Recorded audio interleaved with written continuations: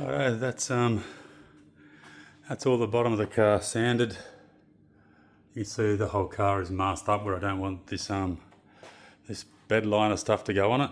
Right, what I'm going to do now is I'll set the camera up back there somewhere, back here somewhere, shooting towards the car. If I can get it in there, I've got coupe doors, run stand, got the whole chassis and everything over there. Got my plasma tape over there. What a shambles. Anyway, I'm going to spray this bed liner stuff. It's a TXT Builders, Car Builders product. I'll show you what that is. Right, that's it there. It's a 2-pack stuff. It's a texture coating they use in the back of utes and stuff. I'm going to do a couple of trial sprays in around the diff well. I don't want it to go really rough like that. I want it to go like thinner than that. There's a certain pressure I've got to set this my gun on. So what you need, I think they call this like a shoots gun or something like that.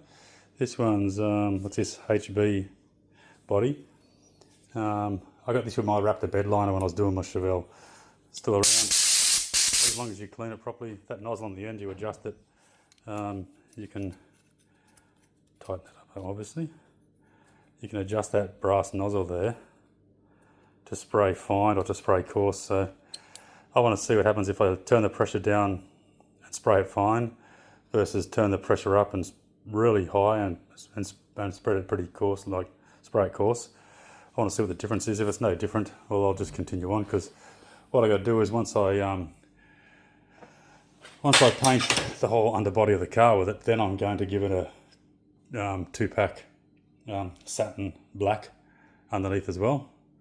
I really want it to look good, so you can see with this new floor and stuff all sanded, all the holes I don't want paint to go through and spatter somewhere else in the car are all plugged off. So we're pretty much ready to go.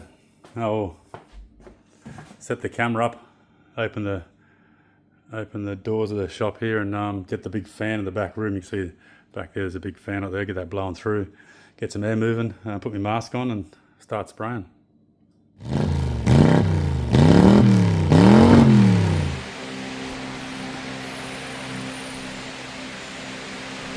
So what you do with this stuff is you get this little jar of, this is part A, this is part B, it's a black texture coat. You give them a bit of a shake, you pour it in there, you shake it for a couple of minutes, put the shoots gun on the top of it and start spraying. So I'll spray until it'll make it a bit fuming here. Got my mask over there, and I'll pour all this in, I'll get ready, then I'll proceed with the video.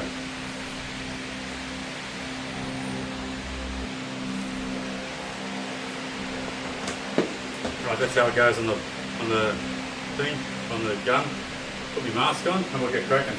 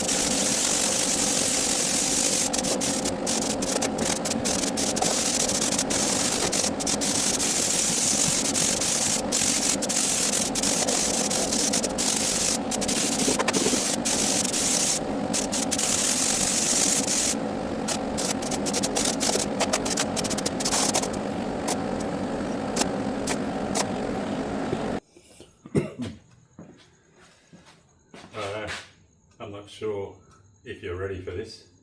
It looks that awesome. Anyway, I'll show you. Let's get over. All the way over.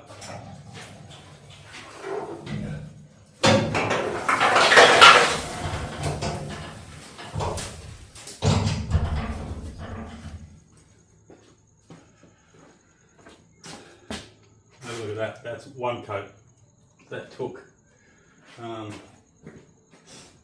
two of these containers. It feels like there's like a little dribble in the bottom, so when I do the next one, I'm going to use one more coat and give it the once over, just in case I've missed anywhere, just to give it a bit more consistency, but I have to wait 20 minutes for it to dry, which is probably only about 5 or 10 minutes away. So in the meantime, I'm celebrating. Anyway, I'll give it another 10 minutes to dry. I'll give it its second coat, which will just be not going around all the little gaps. It'll just be like a consistent, like a spray job across the whole thing, just to give it that consistency on it. And then I'll let it dry for a few days, and then I'll give it my preference is I'm going to give it a top coat of 2-pack satin black, just to keep it all smooth and consistent, because you can sort of see a bit of shadowing and stuff in places there. But anyway, that's looking mad. I'll show you when I'm done.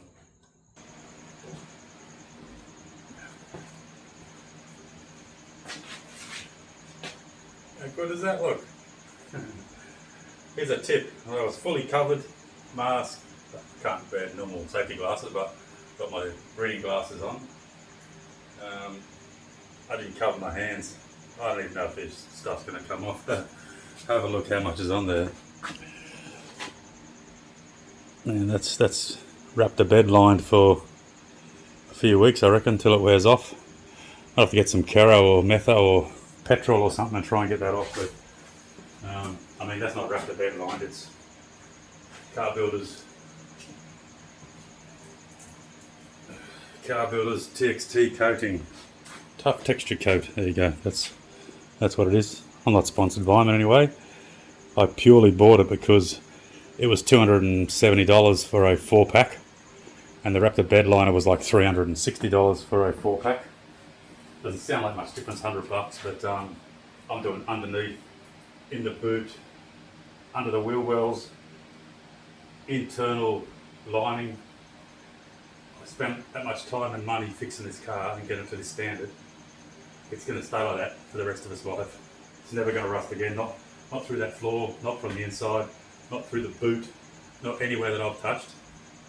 The only place it may come out is anywhere that I don't know that it is. So that's my plan anyway. So I'll probably need 2 kits of that, because that took 3 full bottles to do that whole bottom of the car there, twice.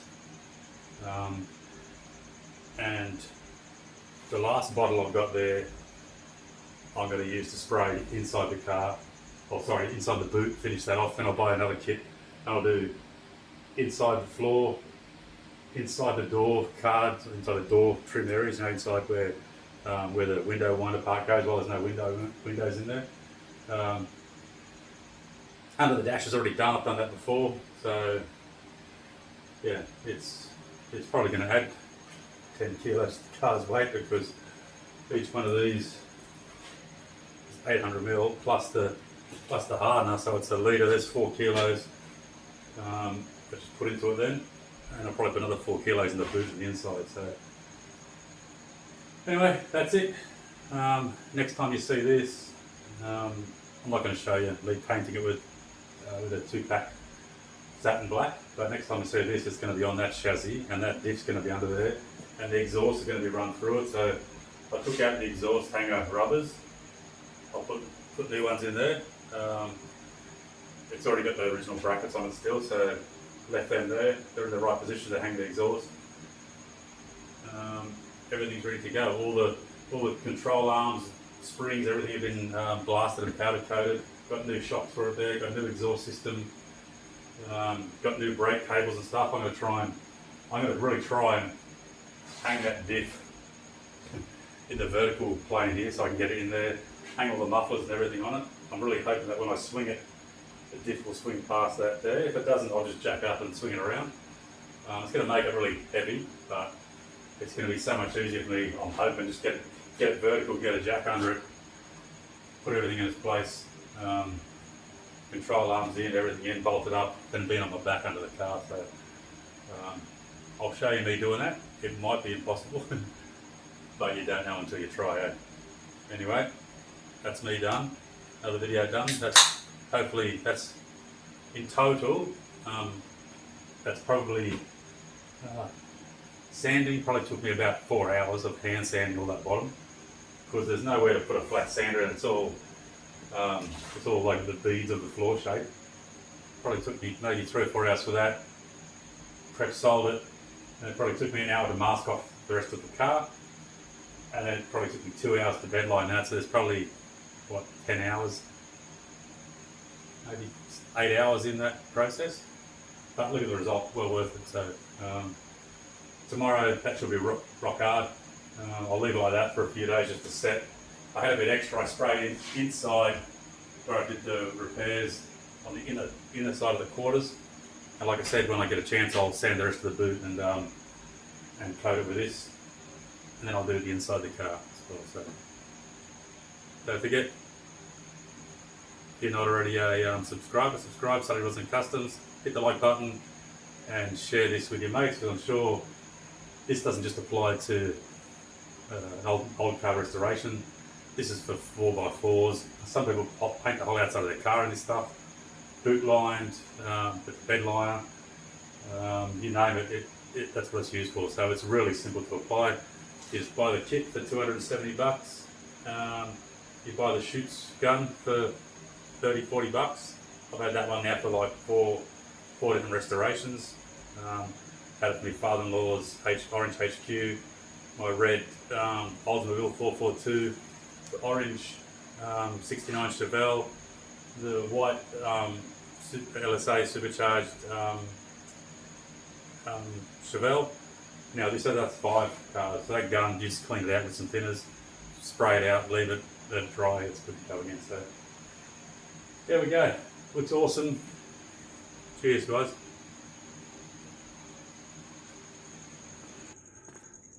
Alright, it's touched to dry. It's probably half an hour after I finished it. I've taken all the tape off the car, so it looks nice and tidy. You can see like where all the jacking points are there. I'll put that in there because it's really tough sort of stuff, so it's better that than a bit of paint there that will just chip off.